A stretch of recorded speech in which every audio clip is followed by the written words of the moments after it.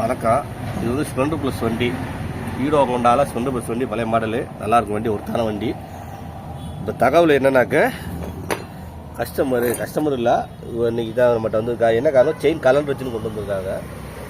Chain calendar அந்த பக்கம் calendar இருக்குனால தெரிஞ்சுக்கங்க. பல்லுக்கு அந்த பக்கம் கலண்டனால வீல் சுற்றுது. இந்த வீல் சுற்றுதா அவங்க தள்ளிகிட்டே வந்தாங்க.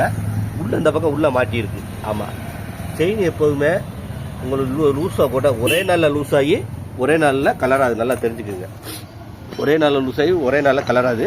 செயின் சட்டுன்னு சவுண்டு கேட்கும் போதே நீங்கள் டைட் பண்ணிடணும். என்னன்னாக்க, இப்போ இங்கிட்டு கலண்டு அந்த பக்கம் விழுந்துச்சுல செயின், அதே செயின் இந்த பக்கம் விழுந்துச்சுனாக்கு நட்டில் போய் சிக்கிக்கிட்டா போய் சடன் பிரேக் அடிக்கல, வண்டி ஸ்கிட்டாகும் தெரியுமா, மாதிரி திரும்ப தெரியுமா, அந்த மாதிரி திரும்பி வண்டி நின்று. இப்போ வண்டி நிற்கிற பிரச்சனை இல்லை, பின்னாடி யாராவது வேகமாக வந்தாலும் வச்சுக்கோங்க, உங்களை தட்டி தூக்கிடுவாங்க.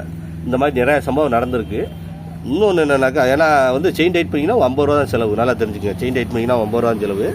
நீங்கள் இந்த மாதிரி வண்டிக்கு செலவு பண்ணுற ஒரு பக்கம் இருக்கட்டும், உங்களுக்கு எதாவது ஆச்சுன்னா என்ன பண்ணுவீங்க? நிறைய பேருக்கு அது புரிய மாட்டுது. இந்த செயின் சவுண்டு வண்டி எனக்கு காசு பண்ணி போகும், சட்டு சவுண்டே இருக்கும்.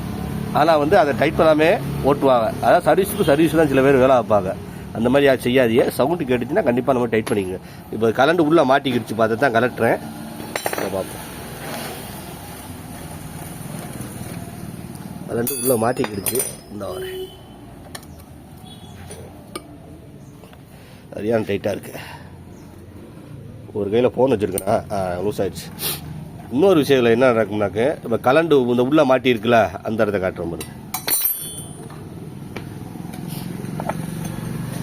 இந்த கலட்டவும் இந்த லாக்கை எடுத்து இப்படி போய் இப்படியே மாட்டிட்டு நிற்கி.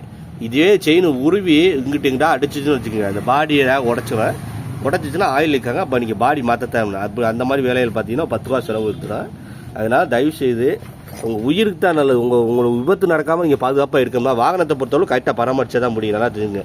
செயின் வந்து சட்டு சவுண்டு கேட்கும். ஒரே நாளில் லூஸ் ஆகி எந்த வண்டியும் ஒரே நாளில் கலராது. நல்லா தெரிஞ்சுக்குங்க. சட்டுன்னு லூஸ் ஆகும் செயின்.